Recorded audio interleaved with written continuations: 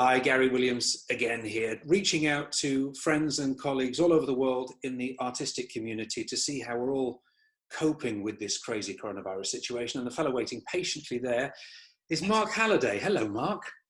Good morning. Are you in bed? I say again? Are you in bed? I'm on bed. There's a difference. There's a difference. This is my makeshift office at the moment. And where in the world are you? I am in my home in Southend-on-Sea, well, Westcliff-on-Sea. Oh, beautiful. Yeah, it's all right. It's the family abode. Now, when we met, you and I were working together in the Rat Pack show. We were touring in the Rat Pack. You were Dean Martin. I was Frank Sinatra. How many years ago was that? What's it? Oh, I don't know. 15 years? Yeah, I must don't know. be. I'm terrible at remembering things like that. But you've since gone on to become more of a producer than a performer. Tell me about that. Yeah, sure. So I think that the last thing I did as a performer properly was Jersey Boys at the Prince Edward Theatre in London. That was in 2014, and I just felt that when I got to the end of that, I wanted to be on the other side of the table. I want to be a producer. Exactly. And I'd also kind of been involved in the corporate market as a performer for quite a while, and I felt that I had something to offer that market, and that we could create some really great shows and take over the world rather than just waiting for the phone to ring from the agent to see if we had work for the next year. And you did somewhat take over the world, because how many shows have you been putting out a year, sort of recently? Oh, the amount of shows? The number of shows, probably somewhere in the region of about 300 shows a year, something like that. Right, that's a lot of shows. And where are these shows going? In theatres mostly, or? Historically, our core business has been in the cruise industry, has been for born leisure, like Warner's Hotels, Butlins, private events, the events industry, weddings, that sort of stuff. But in the last 6 months, we've pivoted and put all of our eggs to pushing us towards the theatre market. So we've had our shows in theatres in the past, but through other promoters, and we decided this year that we were going to be the ones to take the risk. And so we put our big boy pants on, and we've booked 65 dates in theatres this year. Oh.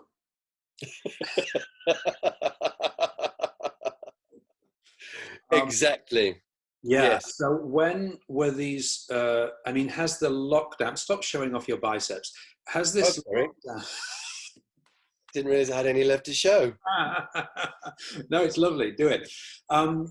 How? Have you already had to take shows off or cancel shows because of this? Yeah. So what we were kind of doing was our core business that we were just talking about at Warner's Hotels and that sort of stuff. That was the basic funding for us to make this push into theatres. Right. And we were thinking we were going to be quite smart about it, and we were going to do all of our theatre dates in autumn this year. So although we haven't actually had to pull any theatre dates as yet, all of our core business, which was paying for everything, has gone. It's crazy, right? The knock-on effect of this to that to the next thing. Yeah. So you have, you had gigs booked into these other venues which have been pulled. So you've got performers who are now sitting at home. Absolutely. Who, of course, you've not been able to pay them anything. You've not been paid anything. It is a standard case of force majeure. The venues are cancelling, and we have to, sadly, just tell the guys to sit tight. And the good thing is, we've spent a good few years building very strong relationships with these clients, and we have been assured by them that as soon as it's possible, they will try and help us by giving us those dates back. Now, obviously, that doesn't help my guys sitting at home right now. We feel awful about that. And we wish that we could do more, but as soon as those dates are made available to us again, if we're still here, we'll make sure that those guys get those dates, and we'll try and get back to business as usual. But like everybody else in the industry, including you, Gary, you know, we're all desperately affected, and we're all waiting to see what happens next. Yeah, exactly. The government has offered all sorts of help for businesses. Is any of that useful to you? That's a tough question to answer, because if you are a bigger business with, say, 25 employed staff, you can put all of your staff on furlough, and the government is going to pay 80% of their salary. And then if businesses are in a financial position to do so, they can choose to top that up, or they can say, sit at home on 80%, and then when we come out of this, we'll get back to business. Yeah. As a small limited company, we kind of are falling through the cracks a little bit. You know, we can't apply for self-employed help, and we can't apply for most of the things that are going to help employed people. So I don't think I can furlough myself and pay myself 80% of my salary. I think you can, but well, we're wading into, most small businesses like mine will pay themselves a minimal salary, exactly, and pay themselves the bulk of their money in a dividend. So that depends. However well the business is doing, you pay yourself a dividend based on that. Yeah. And so yes, while we may still get 80% of our salary, it's a very, very small amount in comparison to this has been sort of something we've all been, anybody that has a small limited company will know, it's something we've been advised for years is the most tax efficient way to do it. And it makes sense as well to pay ourselves a dividend. I always used to pay myself like a monthly dividend. In fact, I haven't done this for a while, but I used to pay nearly all my income was from a dividend, which I would pay myself monthly. And then at the end of the year, I would decide whether I needed to pay some of that back, or maybe more. But yeah, the government, it sounds great on paper that they're going to pay 80% of everybody's salary. But of course, for many, many small limited companies, that actually provides very little financial support. Agreed. And I think that a lot of self-employed people are going to be falling through the cracks. I also think that the government after this will view self-employed people and any potential loopholes that we've been or that self-employed people have been able to take advantage of.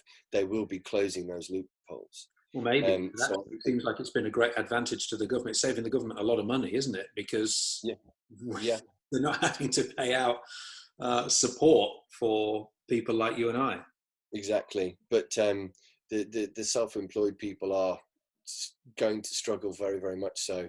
Anyway, and of course, the situation, because these are the people that once things start to get back to normal, we hope we'll be paying for weekend breaks and paying for theatre shows, and we're all going to have less money in our pockets. But at the same time, I strongly believe that when things do start to get back to normal, people are going to want and need the arts and entertainment more than ever. So there's going to be a demand. I don't necessarily hold that optimistic view. I'm so sorry. I'm so sorry to be. You're trying so hard to be optimistic and positive about this. I just wonder how long it's going to take people to be confident about going, okay, we're out of lockdown, let's go into a small warm room with 1,200 other people. I think people's confidence is going to take a little while to come back. That's the thing, isn't it? It all depends how long it goes on for, doesn't it? Because once we come out of lockdown, then there's a period of people building up confidence and getting some money to go and do things. I mean, it's particularly for me, most of my work is in the cruise industry, which, I mean, I don't know, some people say it's going to be back to normal by the end of May. I was talking to a friend the other day who reckoned like June, July, maybe August. And then some people think it could be, I've read reports saying it's going to be a year to 18 months or even 2 years. But then it's in the theatre side of things, optimistically, people are hoping to reroute their tours for September, October, November. However, a very clever promoter, producer friend of mine posited a scenario to me yesterday, which was this. We all get out of lockdown at the end of August. We all get our tours back on the road. We audition them, we cast them, we rehearse them, we get them into the theatre. We've booked a 20-date tour, back to business as usual. And then one cast member shows symptoms. The entire show is then on lockdown. The venue and all of the venue staff will then be back in lockdown.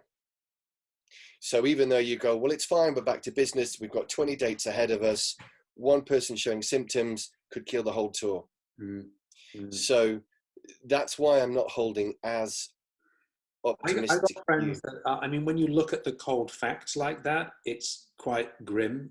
I've got friends that just say, look, it's simply, there's so much money at stake in so many industries all over the world. They just are confident that the stakes are so high that something's going to happen, that they're going to find a way around it. They're going to find some kind of solution. And that's not really based on anything more than optimism. But I don't know, I suppose we can afford ourselves a little bit of optimism amongst the what else have we got, my friend? You know, it is difficult to find positives at this time, but there are some, and I know you've got a couple of kids and your wife in the house. I mean, thank goodness that you are on lockdown with them, because you could have found yourself somewhere else in the world and stranded, you know, on a luxury cruise ship in the Caribbean. Yes, exactly. Oh, that sounds awful. Oh no. It could be. Yeah. And I mean, it's got to be a great benefit that you're spending more time with your kids. It's wonderful. I work pretty hard, and my wife does too. My wife's a partner in the business, and we have two amazing children who are 2 and 5. Both of them have had their birthdays while in lockdown. Wow. So no birthday parties and things that were planned, but Jo's been amazing. She's come up with amazing things to do with him. Right now, they're in the garden picking leaves and things to make potions, so they can make Harry Potter potions. Maybe they'll find a cure. Yeah. You never know. Babe, if you could get on that while you're there. And so, how are you? Are you sort of sharing the homeschooling thing, or is one of you doing that and the other dealing with the business stuff? How do you do it? Yeah, Jo is definitely focusing on the kids, and I'm focusing on the business. And is there so much? I mean, are you still busy with the business, even though it's kind of nothing's happening? Well, talking about positivity, I mean, the first week of this has been stemming the blood flow. You know, seeing ways in which we can make the business as lean as it can possibly be, minimize its monthly outgoings in order to survive the summer of no income and see where we are in September.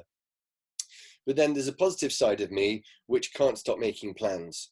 I've got to have something on the horizon that I'm working towards, and I'm working on something which I think I've wanted to do for a couple of years, but I haven't had the time to really look into it.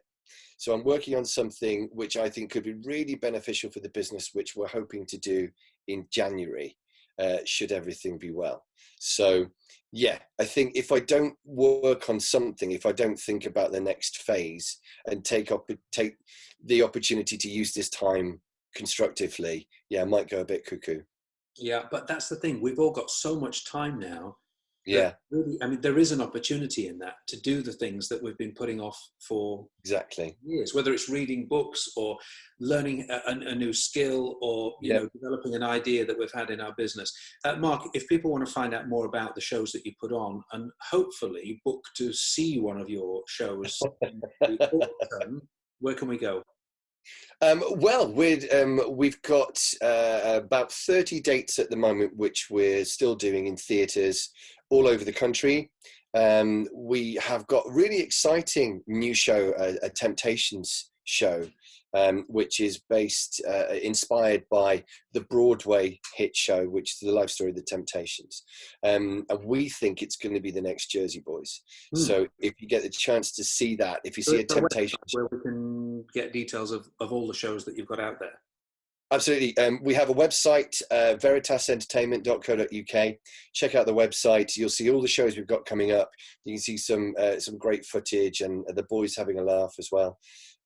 So yeah, that's probably the best place to find out the news as it's happening. It is always great to talk to you. I'm glad we've reconnected, Mark. Take care and best of luck with everything. And hopefully the optimists will win the day. Yes. Let's hope so, buddy. See you soon. Lots of love. Take care.